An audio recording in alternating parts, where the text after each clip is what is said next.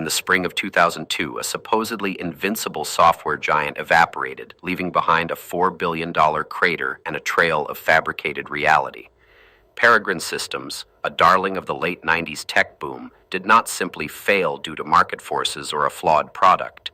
It was systematically hollowed out from the inside by its own architects, who constructed an elaborate financial mirage to satisfy the insatiable demands of Wall Street. This was not a sudden collapse, but the inevitable detonation of a meticulously engineered fraud, a scheme that transformed a legitimate enterprise into a hollow shell dedicated to fake revenue generation.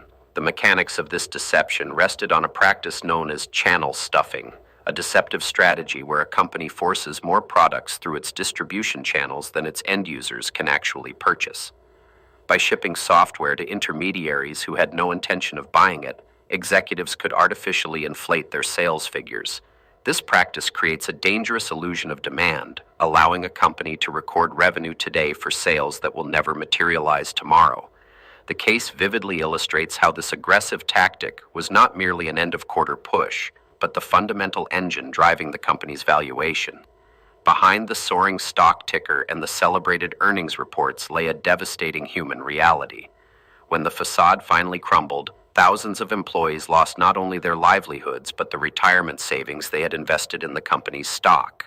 Shareholders, ranging from institutional giants to individual retail investors, watched helplessly as billions of dollars in market capitalization vanished into thin air. The human cost of this deception extended far beyond the balance sheet, destroying careers and shattering the financial security of those who had placed their trust in the firm's leadership. To understand how such a massive fabrication was sustained, one must examine the feverish environment of a pre-Sarbanes-Oxley tech firm.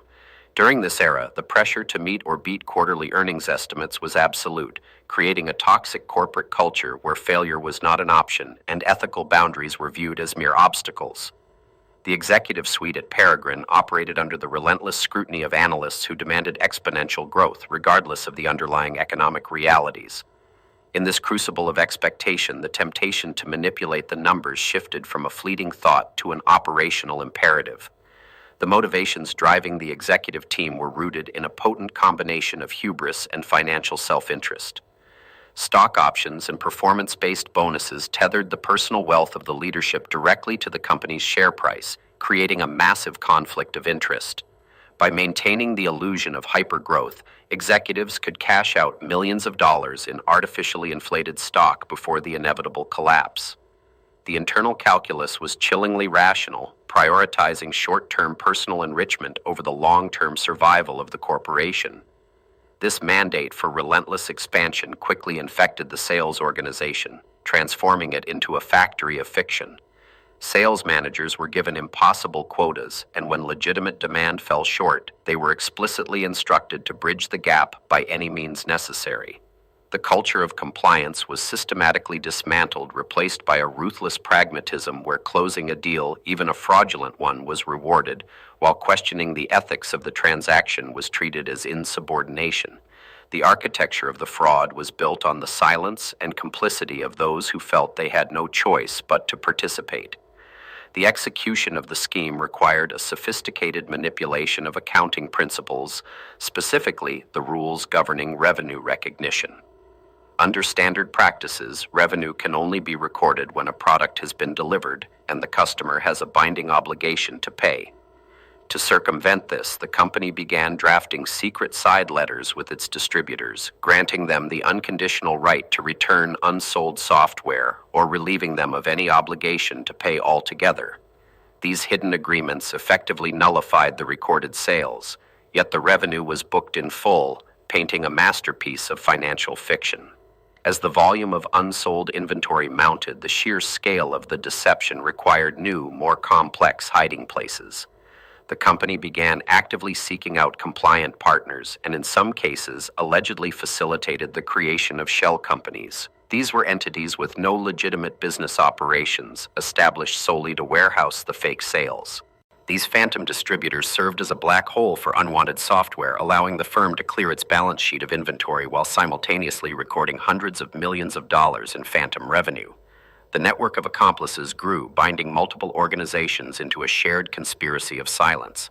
The audacity of the scheme extended to the outright fabrication of documents to deceive auditors. When internal controls occasionally flagged suspicious transactions, personnel were directed to alter dates on contracts or forge signatures to ensure the revenue was recognized in the desired quarter.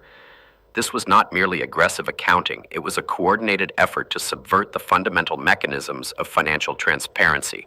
The paper trail was meticulously doctored, creating a flawless illusion of commercial success that withstood superficial scrutiny. The success of this sprawling deception exposes a profound systemic vulnerability, specifically the failure of the external gatekeepers. The company's auditor repeatedly signed off on the financial statements, either missing the glaring red flags or willfully ignoring them in the pursuit of lucrative consulting fees. The symbiotic relationship between the auditors and the executives they were supposed to oversee neutralized the primary defense mechanism protecting the public markets. This catastrophic failure of oversight allowed the cancer of fraud to metastasize unchecked for years. However, the immutable laws of mathematics eventually assert themselves, and the fatal flaw in the channel stuffing strategy could not be hidden indefinitely. While the company could fake the revenue, it could not fake the cash, leading to a massive, unexplained ballooning of accounts receivable. This represented money owed by customers that would never actually be paid. As these uncollected debts grew into the hundreds of millions, the disparity between the reported profits and the actual cash flow became a glaring anomaly on the balance sheet. The illusion of wealth was suffocating the company's actual liquidity. To bridge this widening chasm and conceal the lack of cash, leadership turned to a desperate financial maneuver known as factoring. They sold their worthless accounts receivable to banks at a steep discount in exchange for immediate cash, a move that only accelerated the company's financial hemorrhage. This was a classic hallmark of a failing enterprise, effectively taking out high-interest payday loans to cover up the absence of legitimate business operations. The use of these complex financial instruments was not a strategy for growth, but a frantic attempt to buy time. Beneath the surface of executive confidence, the foundation of the company was fracturing as lower-level employees began to connect the dots. Mid-level accountants and sales personnel, burdened by the ethical weight of the transactions they were processing, began to ask dangerous questions about the missing cash and the phantom distributors. The internal atmosphere grew increasingly paranoid, with leadership actively suppressing dissenting voices and compartmentalizing information to prevent anyone from seeing the full scope of the disaster. The psychological toll on those trapped within the machinery of the fraud was immense. The final unraveling began not with a regulatory raid, but with a sudden panicked exodus from the executive suite. In early 2002, as the sheer magnitude of the uncollectible receivables became impossible to conceal, even from the board of directors, key architects of the scheme abruptly resigned. This sudden vacuum of leadership triggered an immediate internal investigation, which quickly tore away the remaining layers of the facade. The discovery of the secret side letters and the forged contracts provided the undeniable proof that the company's success was an elaborate hallucination. When the truth finally breached the walls of the boardroom, the market reaction was swift and merciless. In May, the company announced an internal probe into massive accounting irregularities, an admission that instantly triggered a catastrophic plunge in its stock price. Billions of dollars in shareholder equity evaporated in a matter of days, leaving investors holding worthless paper as the true, hollow state of the enterprise was laid bare. The 2002 collapse of Peregrine Systems stands as one of the most stark and sudden annihilations of corporate value in modern financial history. The Securities and Exchange Commission immediately descended upon the wreckage, launching a forensic accounting investigation that would expose the full anatomy of the deception. Investigators meticulously reconstructed the paper trail, sifting through millions of emails, altered contracts, and bank records to trace the flow of the fabricated transactions. As detailed in the 2003 SEC complaint, the Commission uncovered a systemic, multi-year conspiracy to defraud investors by inflating revenue by nearly $500 million. The autopsy revealed a corporate culture entirely consumed by the imperative to deceive. The subsequent legal reckoning was severe, targeting the highest echelons of the company's leadership. Federal prosecutors unsealed indictments charging key executives with securities fraud, wire fraud, and conspiracy, dismantling the defense that these were mere accounting errors. The trials exposed the deliberate, calculated nature of the manipulation, proving that the leadership was not merely incompetent but actively engaged in a criminal enterprise. The convictions served as a stark warning to the broader tech industry that the era of impunity was drawing to a close. Yet, the prison sentences handed down to the architects of the fraud offered little solace to the thousands of victims left in their wake. The bankruptcy of the firm resulted in the immediate termination of the vast majority of its workforce, plunging families into financial ruin during a broader economic downturn. The systemic vulnerabilities that allowed the fraud to flourish had exacted a profound human toll, proving that white-collar crime is never a victimless offense. The wreckage of the company served as a monument to the devastating consequences of unchecked corporate greed. The shockwaves from this scandal, combined with the contemporaneous failures of other corporate giants, fundamentally altered the regulatory landscape. The sheer audacity of the accounting manipulations provided the critical momentum needed to pass the Sarbanes-Oxley Act of 2002, a sweeping piece of legislation designed to restore investor confidence. This new legal framework mandated strict internal controls, severe criminal penalties for document destruction, and required chief executives to personally certify the accuracy of their financial statements. The era of willful ignorance at the top of the corporate hierarchy was officially outlawed.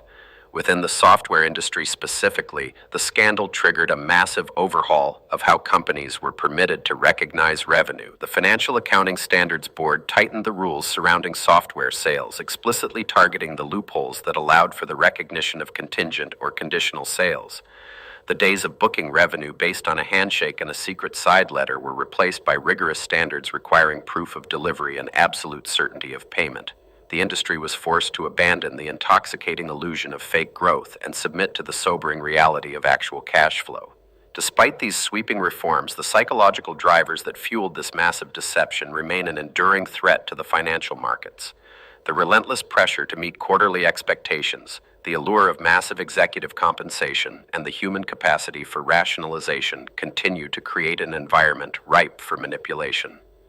While the specific loopholes of that era may have been closed by tighter regulations, the underlying temptation to bend the rules in pursuit of an ever higher valuation persists. The systemic vulnerabilities from that era still cast a long shadow over modern corporate governance. The spectacular rise and devastating fall of this enterprise serves as a permanent testament to the dangers of placing blind faith in the illusion of infinite growth. When the pursuit of numbers supersedes the creation of actual value, the resulting structure is nothing more than a house of cards waiting for a strong wind. The Deception Bureau remains committed to exposing these intricate lies, ensuring that the cold, hard truths of corporate malfeasance are never buried beneath the rubble of a collapsed empire.